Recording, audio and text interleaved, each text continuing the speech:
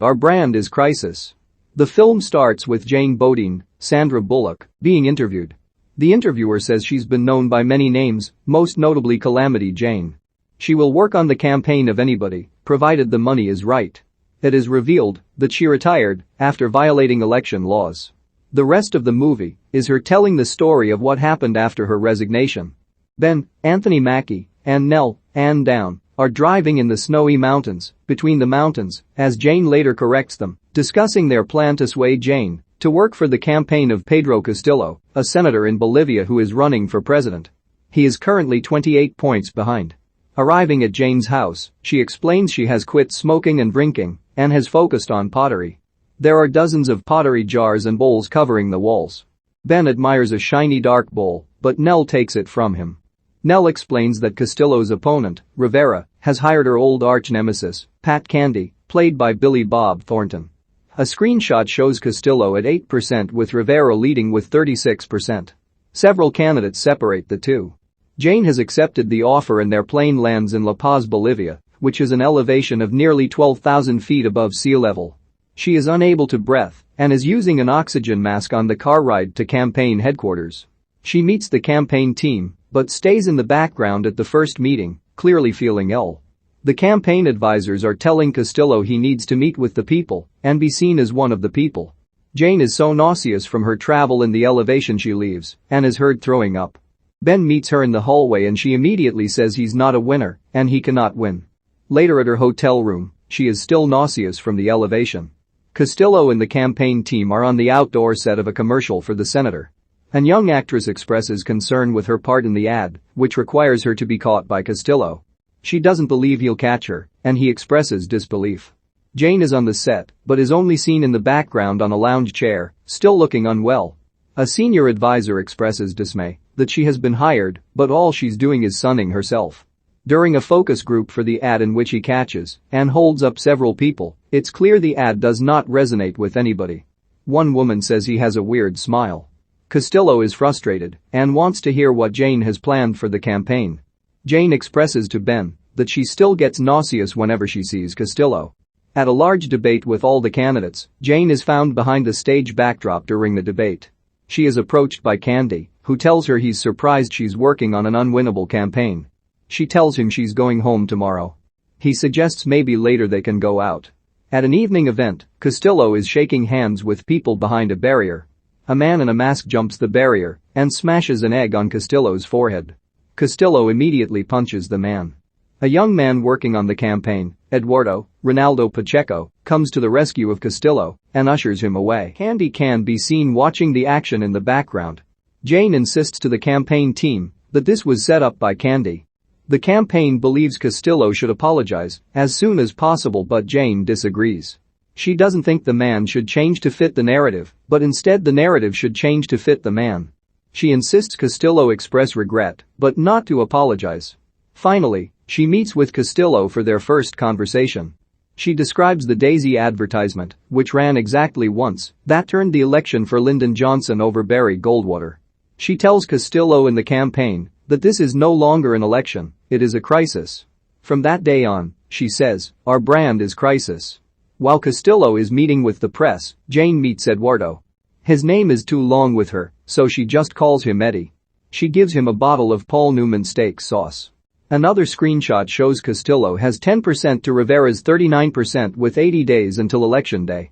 Jane wakes up in her hotel room. She needs a cigarette, so she walks out the door into a large open foyer. On a table she finds a Rivera doll. She looks across the large foyer to see Candy sitting outside his room.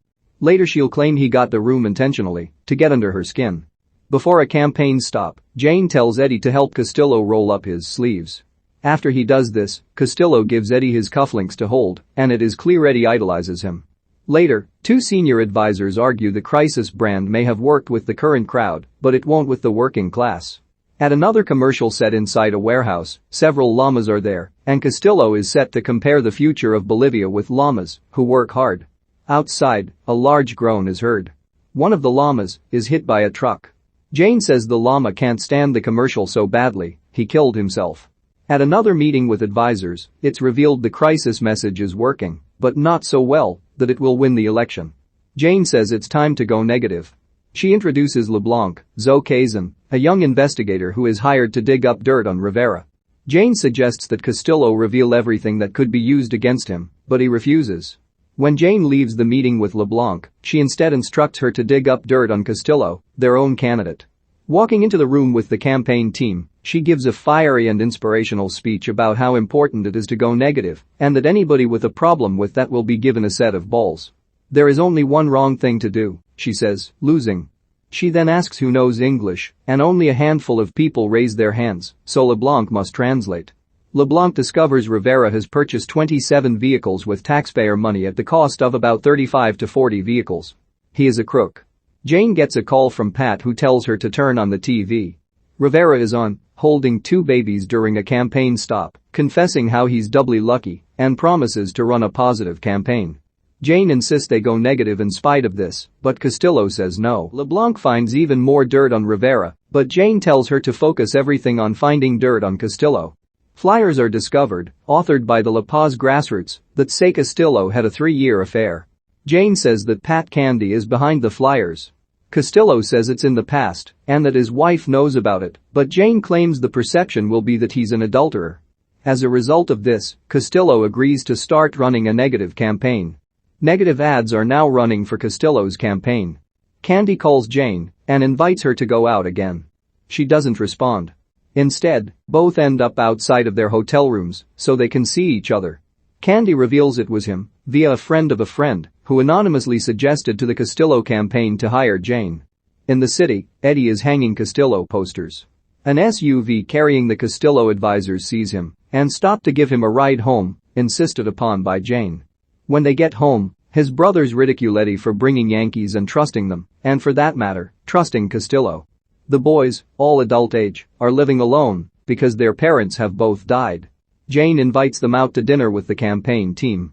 They are then in a restaurant, the entire campaign team drinking heavily. Back at the hotel room, Jane is with Eddie and his brothers, ordering room service and still drunk. They make a slingshot out of clothes and shoot something that splatters against Candy's window across the foyer. They then shoot the head of the Rivera doll Candy had left, and it breaks his window. He calls the police and Jane is seen slapping an officer. She spends the night in jail. Jane meets with Castillo, who says she's a liability. She reveals she has had mental issues before and suffered from depression. She offers to reluctantly resign, but Castillo keeps her on. Meanwhile, the senior advisors, Ben, Nell, and others, talk about Jane and Candy, how they had sex previously, and how she spread a rumor during a campaign that Candy's candidate's daughter was on drugs. The daughter killed herself as a result. At a Rivera campaign stop, Jane is seen talking to Candy. Candy tells her he knows it was Jane who planted the flyers of Castillo's infidelity in order to force Castillo to run a negative campaign. It's also revealed that Candy is the one who ran over the llama during the commercial shoot. While Rivera is still speaking aboard a train, Jane poses as a worker for the Rivera campaign and tells the conductor the speech is over. The train begins to leave and Candy is furious. A montage shows the crisis message is working and support for Castillo is growing. On a campaign bus heading toward a remote Bolivia location on a small dirt road, they discover Rivera's bus is directly ahead of them. Jane wants to overtake it. A bus race ensues around dangerous bends and cliffs. Jane yells out the window to Candy that Rivera has dropped 6 points. She then offers money to the driver to overtake the Rivera bus. When it does, Jane moons the Rivera bus. Somebody on the Castillo bus says Jane has a great ass. And she does. She really truly does. More flyers are discovered that claim, with pictures, Castillo is a member of a crazy white robe-wearing cult. Like before, it came from La Paz grassroots, but this time it really did come from Candy. To handle this scandal, Castillo is interviewed on TV and explains it was a visit to his son, who is a member of the cult, and he had to wear the robe. He denies being a member of the cult. The interviewer talks about his son. Castillo had been coached by Jane that if he senses any emotion or tears, to look directly into the camera. He does exactly that, to Jane's delight, when explaining he's not close to his son, but he wishes he was, with tears in his eyes. A graphic shows with 24 days left until the election, Castillo has 19% and Rivera has 30%. Jane next starts a rumor that Rivera is a Nazi, based on no real facts, but a fuzzy picture showing him with Nazi propaganda. She explains it's not relevant whether it's true. She just needs to hear him deny it. On a bus trip to a mountainous countryside, protesters start throwing rocks at the bus. The villagers are angrily blocking the bus, and Castillo, against the wishes of Jane, gets off to talk with them. They plead with him that any negotiations with the IMF, International Monetary Fund, be preceded by a referendum so the people can decide.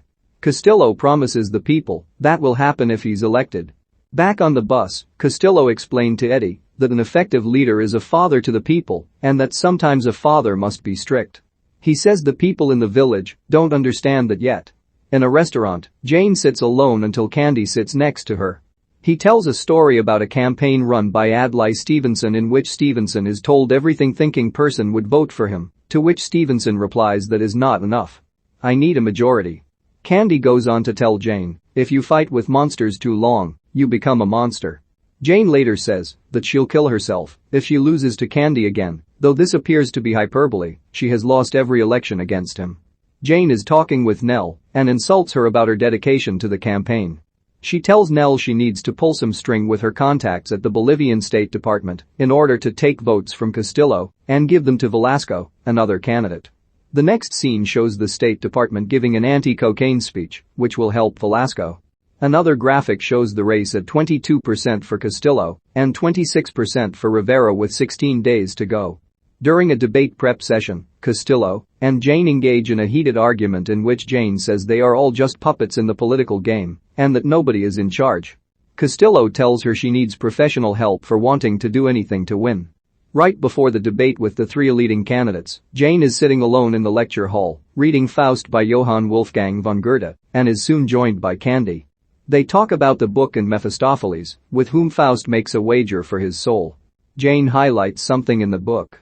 Not seeing what she highlighted, Candy asks about it. She quotes, "It may be all right to have a power that is based on guns. However, it is better and more gratifying to win the heart of a nation and keep it." Candy gives her a condescending compliment and tells her he plans to pleasure himself thinking about her when he returns home. Jane says it will be an honor. During the debate, Nell observes how charming Rivera is while the team watches stage left. Rivera then repeats the quote Jane told Candy. Jane is elated and tells the communication team to talk to the press and inform them Rivera just used a quote from Joseph Goebbels, the head Nazi propaganda minister. Election day. Montage of the press reporting throughout the day.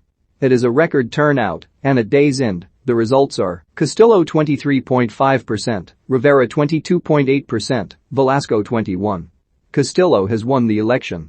Afterwards, Jane sends 3 Bolivian singers to show up at Candy's door. Eddie is delivering a framed photograph to now President-elect Castillo's Senate offices.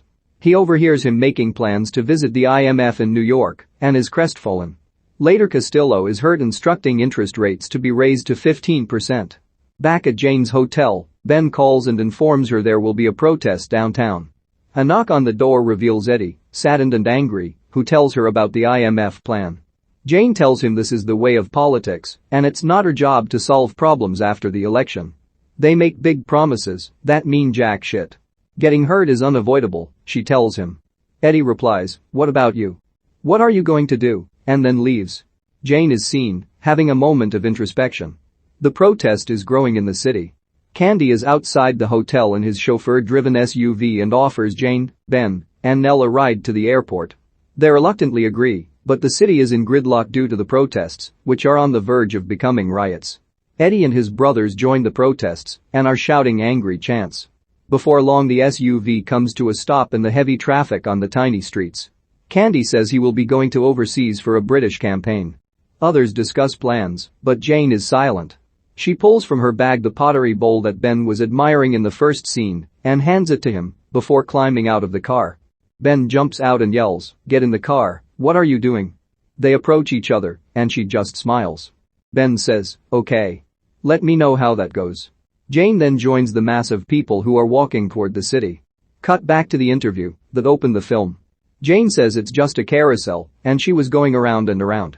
She finally just decided to get off the carousel. She is then seen in the middle of the protest and sees Eddie. Eventually Eddie sees her and they make eye contact. Jane's voice is heard saying, "If you don't like the road you're on, start paving a new one."